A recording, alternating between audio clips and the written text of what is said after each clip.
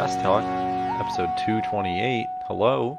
We got a similar cast from last week. It's just two of us. Me, Cody, your regular host. Brittany over there across from me. Hi. Our regular sick co-host. Yeah. I think if we go back every Chess Talk episode, I think the ratio of episodes where you're sick as opposed to not being sick is higher than any other person we've had on the podcast. No, I'm not sick that often. But compared to everyone else that we've had on the podcast, I think you're sicker more often than not. Well, because everyone else, when they're sick, gets to take the day off. I don't. You don't count. I'm not human. No, we already established that. So we are going to have another shorter episode this week. We are going to be talking about a sad movie, some sad boys. We're going to talk about the Golden Globe nominations and what we've been up to this week. So, what have you been doing?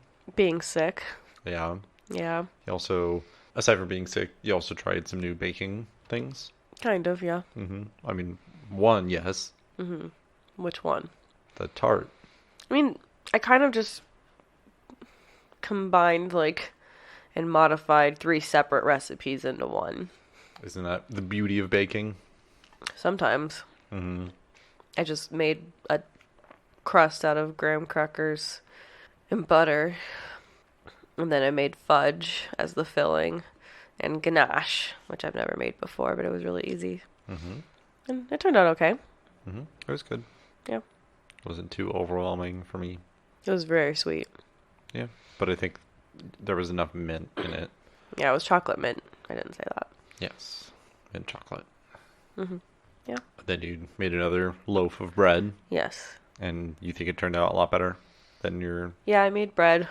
I made bread last weekend. It was not very good. I didn't think so, at least. I blame the recipe. It basically, didn't have me knead it, which you need to knead your bread. I don't like those no-knead recipes. They're bullshit. You need to knead Yes. your bread. Yes. It's like the song, I want you to want me, but it's bread. I think the only thing I did poorly on was I just slightly underbaked it, I want to say. I wanted a crispier crust. So if you were in the early stages of the British Bake Show, you would have gotten by. Oh, I doubt it. With that bread. I don't think so. If it was in the first couple of weeks, I think so, that loaf. You would have been fine. I don't think it had enough flavor. I thought it did. It had a good salty garlic flavor. I don't think I didn't put any garlic on it. You can't taste right now. There's no garlic on it. You keep tasting these things that aren't on it. You said it was buttery and garlicky, but there was no butter or garlic on it. Yeah, but it tastes like it. That's the beauty of baking. You can't taste right now, so of course you're going to say it doesn't have enough flavor. Yeah, I think I need more salt. Okay. Aside from baking, what else have you done this week? I don't remember. I'm done with school. Forever, again. Did you want to bring up the Bake Off? We watched Collection 5 on Netflix. Yeah. We just finished it. Yeah. I like it. It's a great show. I like watching baking. But I mean, do you think that the new presenters, new hosts and the new judge, has that really changed the show for you? Not enough to make me want to stop watching. I very much enjoy Mel and Sue and Mary Berry, of course. But I still like the premise of the show and how wholesome it is, and I learn a lot from it, so it's fun. It's re-inspired you. Yeah. Yeah, the only thing I didn't like about this new season and setup is for a couple episodes they did a thing where they would cut away from the bakes and do a background on the thing that they're making. I know it's weird, but I enjoy it because I like learning how these things started and what they are. Because British baking is so weird. It is. It's so weird. It's weird and it's cool to see about these bakes. It's just, it was so jarring to every episode up until the first time they did it was all about the bakers, and then all of a sudden let's cut away. It's weird, but I was interested by it because you wanted to learn more. Yeah Because British baking is weird, and they call puddings, but they're cakes that are steamed, and it's weird. I don't know, it's weird. British people are weird. No disrespect, but all the disrespect. It's just different than what American baking is. Yes. So that's been your week? Yeah, I didn't really do anything. Yeah. It's almost Christmas. I mean, you don't need to keep going. That's fine. Yeah. What about you? Just working mostly, studying a little bit less because I have another month essentially to finish that up. Played some games this week, which is nice. Or that X-Morph defense. I was trying to play more Call of Duty World War II, but I got frustrated, so I uninstalled it because not that I was like losing or anything, but they kept having missions where you weren't going around and shooting people, which is weird because for Call of Duty, like that's what you think about. Like the story is just run and gun, but there were a lot of like sneaky missions, and like if you got caught, you essentially failed. I was like, fuck this. I don't want to. I don't want to do this. Like I want to play Call of Duty and shoot Nazis and all that fun stuff. Yeah. And I couldn't, so I was like, I'm done. So I uninstalled it. Yeah. Rage quit. The ultimate rage quit. Kind of, but it's like I wasn't mad. I was just like, I don't want to do this. I was like, if this is what the game's going to keep making me do, like, I don't want to play it. And there are some new games that I want to play, but I'm waiting for the new year because I want to make their mark on the next year's list because we have already recorded next week's episode. What? Spoilers. Which is the award talk. Yeah, spoilers. So I'm waiting for that to at least be out, and then I can start checking out new games so I can talk about them for next year's awards. Yeah, I think that's what I did. We did Community Day for Pokemon. Yeah. I got 14 shinies. Yeah, fuck you. On Saturday, which is nice. We did Terrakion. I don't know. I don't know how to say this shit. The big boy 5-star raid right now. We did that guy. We both got him. So yeah, that was cool. Joel was Joel. Yeah, really it. Just getting ready for the holidays and gonna enjoy a couple weeks off essentially. Yeah, and very sparse work days coming up. Yeah, because holidays are in a weird day of the week. Middle of the week. Yeah. But in typical time of the year, some awards are getting announced. Nominations. Yeah, obviously the most important ones are happening next week with the Chess Talk Awards, but some Yes. other academies. Highly anticipated Yes. award show of the year. I know. We got Fucking directors calling us every week, leaving us voicemails, waiting for their results. They're campaigning. Yeah, that's So we why can afford this sweet audio setup. in our office overlooking the skyline. No, we're poor. So, Golden Globe nominations just got released. And so I figured, touch on them a little bit. Before we go into the nominations, Ricky Gervais is hosting again. Yes. I thought he got, blacklisted. Yeah, but they need ratings. And he's funny, so that's funny. So you want to watch... I think he's funny. He's controversial, but he's funny. He's But, not I mean- afraid to poke the Hollywood bear. So do you think you'll want to watch the Golden Globes because he's hosting again? Yeah, maybe. So, I mean, that's why they did it. I also don't like when they have hosts, because I think that format goes on for too long. Was it the Emmys that didn't have one or the Oscars? It was the Oscars that... Both. Okay. Yeah, And they both... I think they've been trying to, not have hosts now, because it kind of just works better. Well, I mean, they were going to have one for the Oscars, but then Kevin Hart got shunned. But I mean, yeah, because they were still over, but not by nearly as much. Yeah. So it does work, but they want ratings, so Yeah. Gervais. Okay, that's it. That's interesting. So the nominees, the Best Picture for Drama. I figured just go over a couple of them. The Irishman. Does seeing that on there make you want to watch The Irishman or no? I wanted to watch it before I got nominated. It's just such a daunting task because it's 4 hours. Yeah. I always like Scorsese movies. I'm sure I'll like this. I just don't know when I'll have the time to just sit down and watch a 4-hour movie. Because I don't think I could just do the thing people do where they watch it in parts. I think someone did find a way to go through and set timestamps of when you could realistically Yeah, I thought what I've heard is that the movie has almost distinct kind of parts and chapters to it. So maybe I'll do that. Yeah. But I do want to watch it. It's just so daunting. Yeah, I don't really have an interest in it, so meh. Yeah. The Joker is on there. I think rightfully so. I'm a little surprised because it's not a typical Oscar movie, but good for it. I think it is. If the last act didn't happen, I think it would be. Yeah. Because it's all about just a dude with mental health problems and like trying to live his life. So, Yeah. I think that makes sense. Marriage Story is on there. Yes, which we watched yesterday. Yes, and so we'll be talking about that after this. I'm not surprised by that one. It is very, Yeah. I'll say Oscar bait. Not to detract from my opinion of it, just it is Oscar bait to me. Yeah. We'll wait. Two Popes? I don't fucking know. No idea what that is. 1917. Not surprised. I kind of am. Because it was Dunkirk. That was nominated for Best Picture, right? Yes. Okay. It's another kind of Oscar bait type film. There's always got to be a war movie. Yes. No, Best Picture, musical or comedy. So there's Dolomite is My Name. No idea what that is. It's an Eddie Murphy movie. Okay. Yeah. Like I want to say it's the first movie he's been in a while. Good for him. Jojo Rabbit. Woo! Knives Out. Yeah. Once Upon a Time in Hollywood. Yeah. In Hollywood. And Rocket Man. So. I didn't see Rocket Man.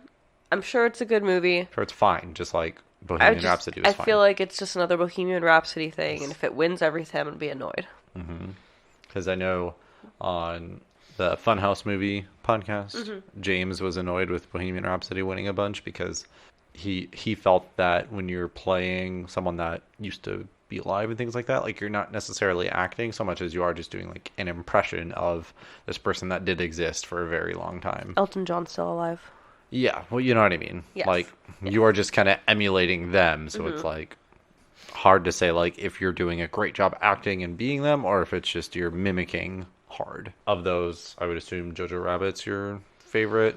Yeah, but I think I don't know what would win actually. Tarantino's always a favorite for Golden Globes, but I think I'd be most surprised by Knives Out if that somehow pulled it out. yeah. That would be the shocker to me. Every other movie up there, I could see winning, and I'd be like, yeah, I get it. You want to see any standouts from the actors and actresses? I mean, scrolling through, not really. I don't think there's anything. Shout out Beanie Feldstein for Booksmart. So we're kind of skipping around, but we're on the best performance by an actress in a motion picture, musical, or comedy. And so Beanie Feldstein got nominated. Another surprising one is Anna de Armas. Yeah. From Knives Out. I'm not surprised. I kind of was because I feel like her role like wasn't too crazy. She was the main character. But she was like the straight man in the cast of like ridiculous characters. Yes. And like her character had a really good story, but it's just like, I don't know, there wasn't a standout scene in my opinion. Maybe like the scene where, spoilers for Knives Out, the scene where she accidentally thinks she gives him too much drugs.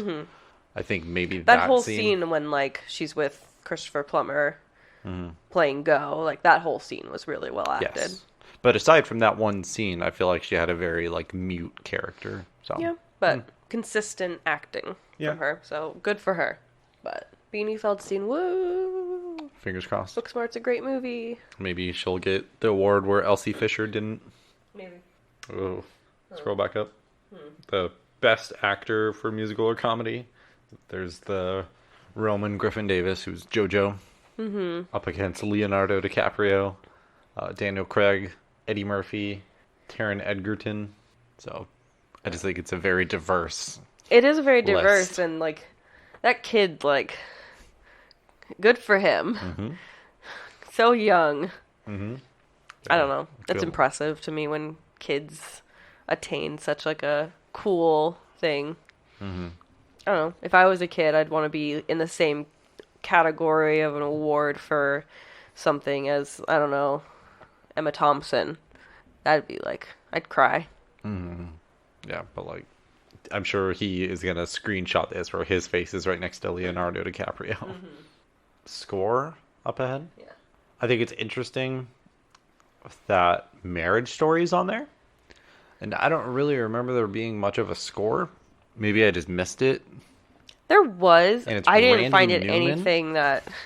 Yeah. I didn't find it to be anything more than just a typical score. Just, yeah, like stock No score. offense to Randy Newman, but. Uh-huh.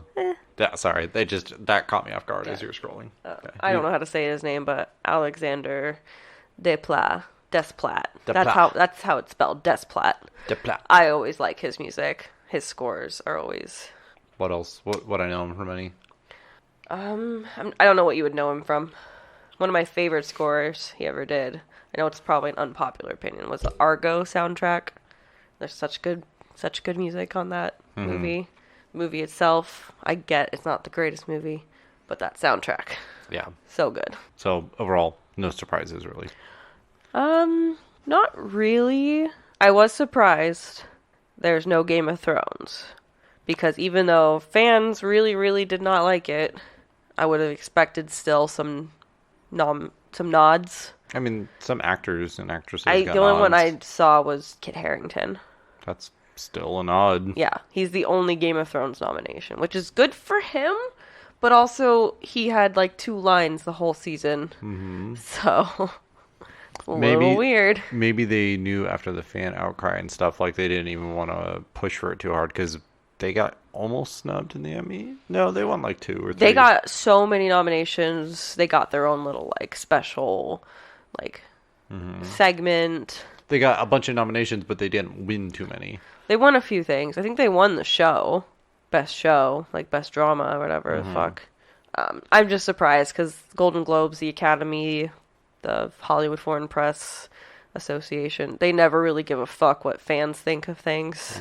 So it's interesting to me. At the same time, if the showrunners didn't they push may for not it, have pushed for it. They've been hiding since it aired, essentially. Yes. So that's the only thing I can think of is they're like hiding. Well, it's just if we get a bunch of nominations, we have to go out in the public again. We don't want to do that. Yeah. Oh. Awards are pointless, but they're fun to watch. They're fun to validate your own opinions of things that you saw on TV. A lot of the time, it'll introduce me to something I didn't have an interest in before, and then I'll watch it and be like, oh, okay, that was cool. Fleabag. Yeah. So, I'm interested. Yeah, I mean, it's why we watched Marriage Story, which we're going to talk about now. Yeah. Just, we saw that it got nominated, and we knew it just came out, so we're like, yeah. And I like Scarlett Johansson and Adam Driver. Kylo Ren. Yeah. You like Scarlett Johansson's voice. Yeah. And seeing her cry, apparently, and making you cry. So spoilers for Marriage Story. We're going to get into it. I want to clear something up. It was Adam Driver that made me cry. Just want to say that. When did he make you cry? I only cried at the end. When he was reading the letter? Yes. From that point until the tying of the shoes. I was like, little tears. Yeah. He's such a good actor. So you got over the fact that it's Kylo Ren and he is in this love story. It's weird, but he is a good actor, and I was able to get over him being Kylo Ren in BlacKkKlansman.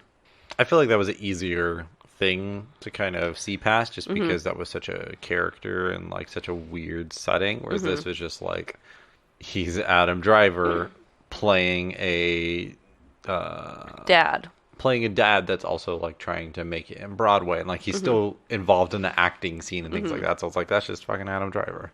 So he's so artsy.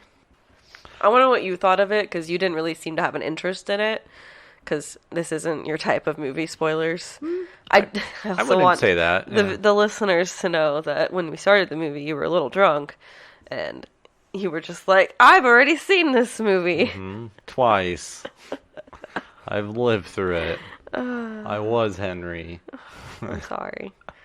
No, because we talked about it a little bit this morning for breakfast, and while my parents, while I have been through... You're the child of divorce. 2 divorces, essentially.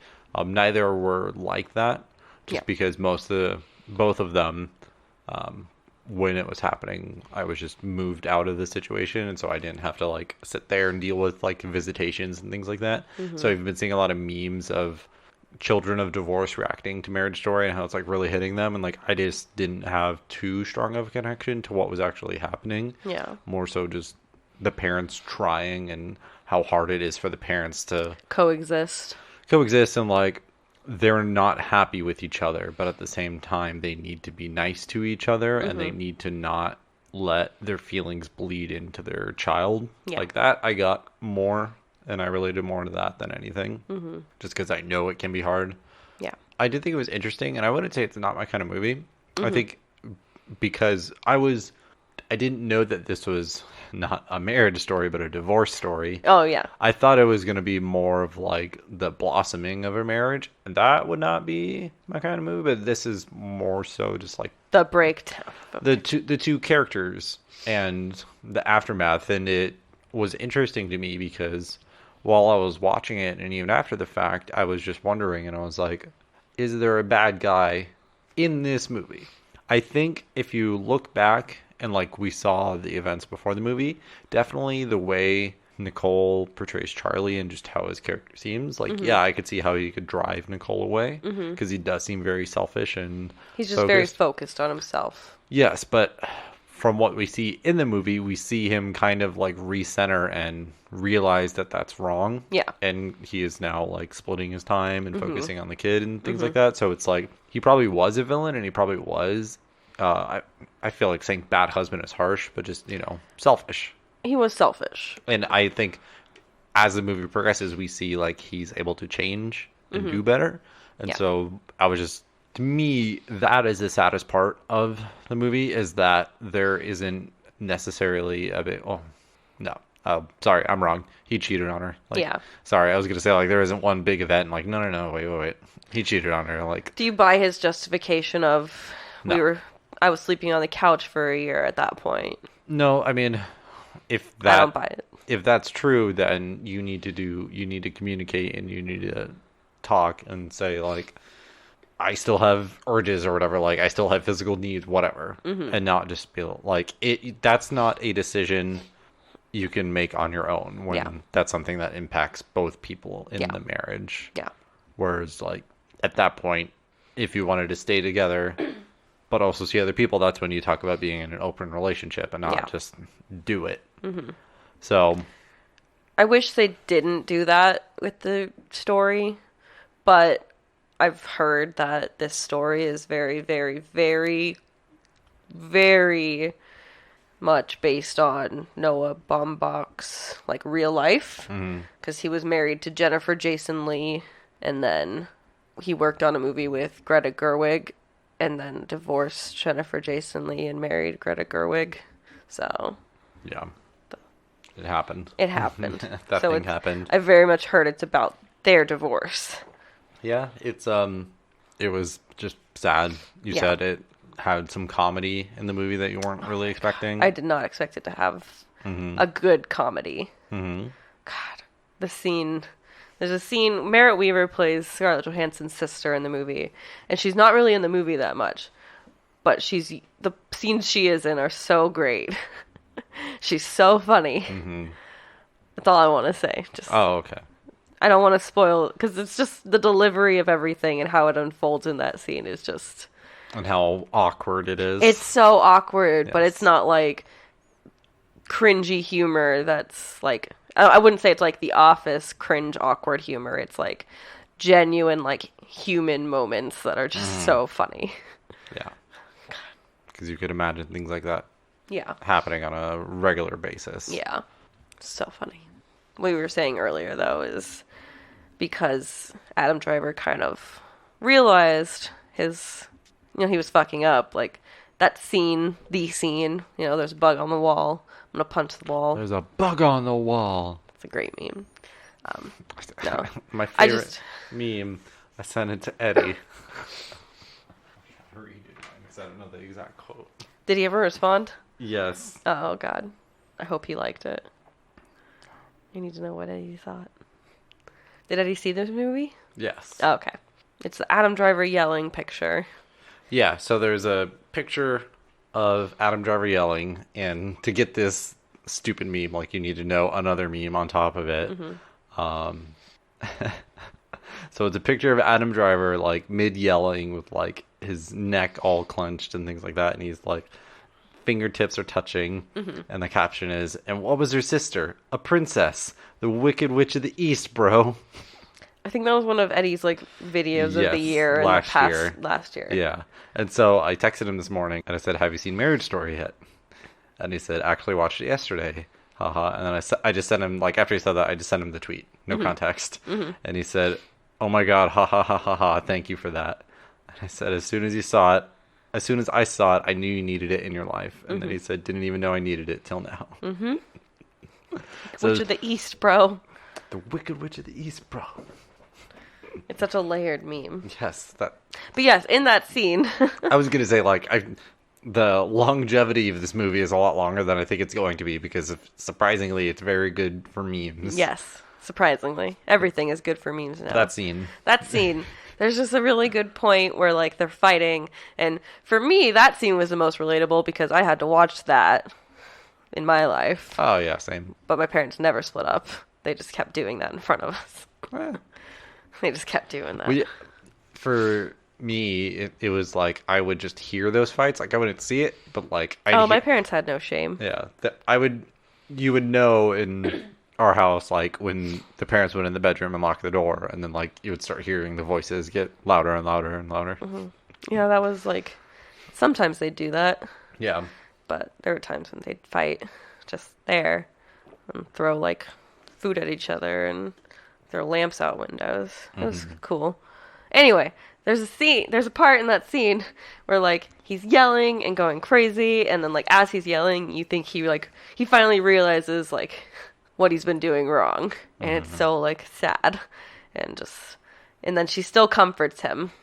Because, like, he's literally yelling, and then a second passes, and then, like, he just starts sobbing into his hand. Because he's just like, I am an asshole. Oh, my God.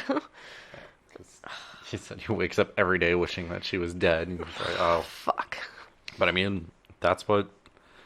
She put him in a tough position with the divorce. Like, with the lawyer she got, like, it brought out a lot of negative things. Yeah. And, like, in no way is it Nicole's fault in the movie, but it was just like, I get why he got pushed to that point, because he didn't think this was going to be pushed this far. Yeah. Yeah. Yeah, it's just frustrating, like, thinking about it from, like, a guy's perspective. Like, divorce, it's just... He had a line where he's like, I feel like I'm a criminal in this case when I didn't do anything. Yeah, like, that's family law. I've been doing everything right, and all of a sudden, like, I'm losing. There were so many moments, like, during the legal scenes where, like, I was questioning some of the, like, accuracy, but it really is, like, each person really is, if it's very contentious, like, they're both trying to make each other look like terrible, horrible people. Well, the lawyers are, yeah. Yeah, and I'm sure in a lot of cases the people are too, but at least in this movie it was the lawyers going at it. Because they're doing their job, trying to get the best thing for their client. Yeah, whatever the client wants, and usually it's majority custody. Yeah, but the most accurate part is, like, I'm just gonna... The money. How much lawyers cost. I've never seen lawyers cost that much, but this is LA, so I'm sure it really is. The space, though. The space in LA, I swear to God. No, I'm sure the lawyers cost a lot more in LA than they do where we live, but they're, I will say, somewhat more privileged people that can afford really expensive lawyers, and then the shot when it finally goes to, like, the gallery in court, and it's just... That's what family court is. It's just a million people, and most of them don't have attorneys, and it's just... Arguing. Yes. Yeah. And it's so sad. I wanted to know how much they were making, and, like, how they could afford lawyers like this. I mean, they kind of explain it, like, he gets the grant for his thing, and he has to use some of that money that he was going to put him back into his theater to pay for his attorney. Yes. And then she probably got some money to pay her initial retainer from the TV show pilot. Yeah, but I mean... But then she said her mom took a loan out on the house to help her. Yeah. So, like, they kind of address, like, where that money's coming from. But it's still just a lot. It is a lot of money. On top of the lawyer, he got a new apartment. He's living in 2 places now. Two very expensive cities. And he's flying back and forth regularly, and he's still continuing on with theater. So it just seemed like there has to be... He must make six figures already just from theater, or something's going on, because like that's so much.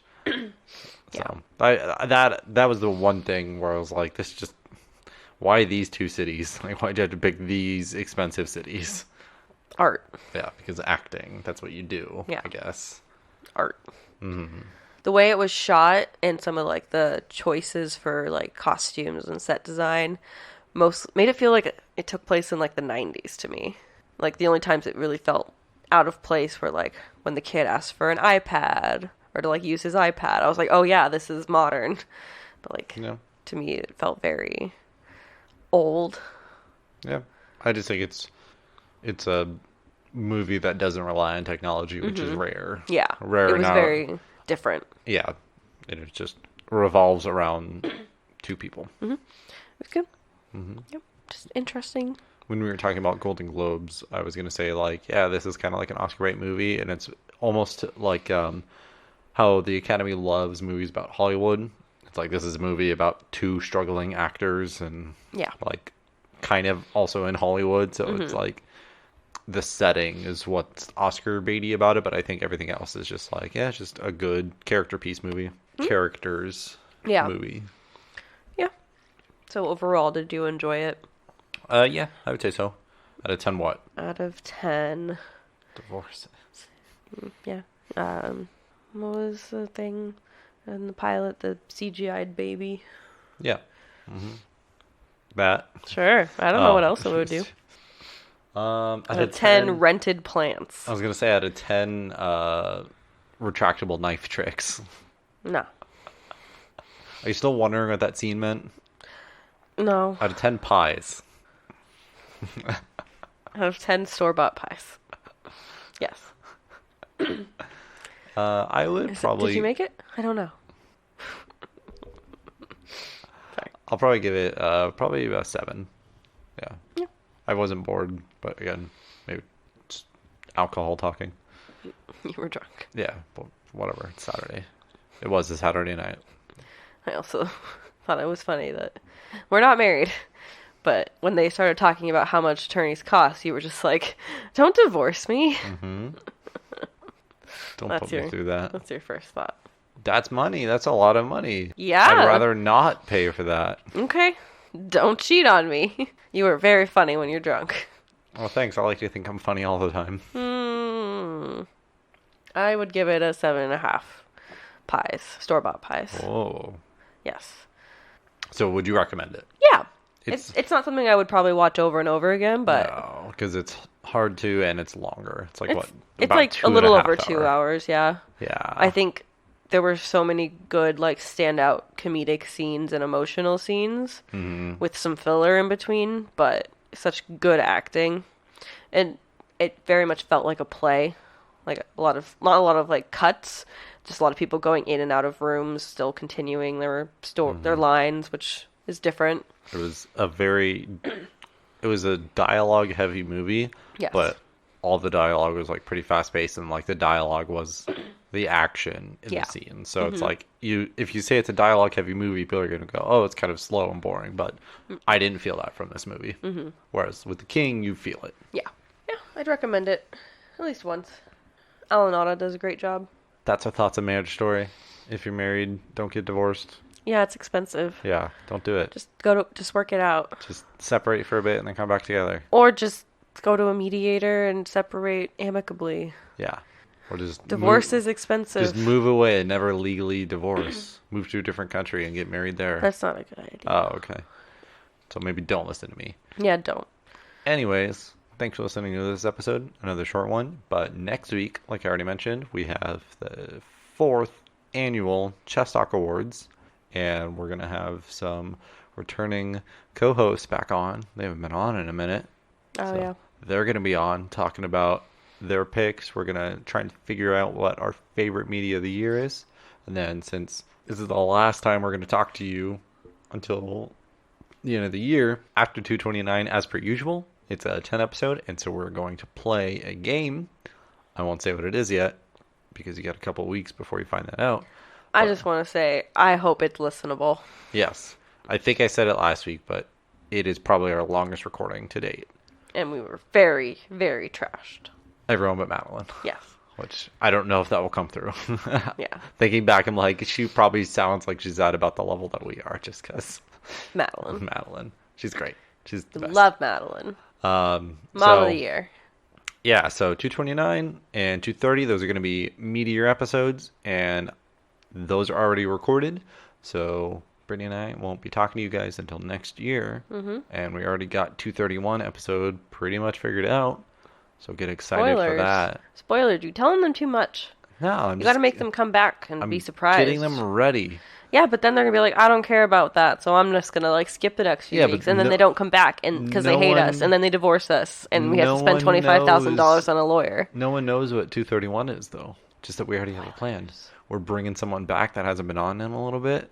If you're sick on 231, I'm going to blow my brains out. Blow my brains out. That'll make your life easier.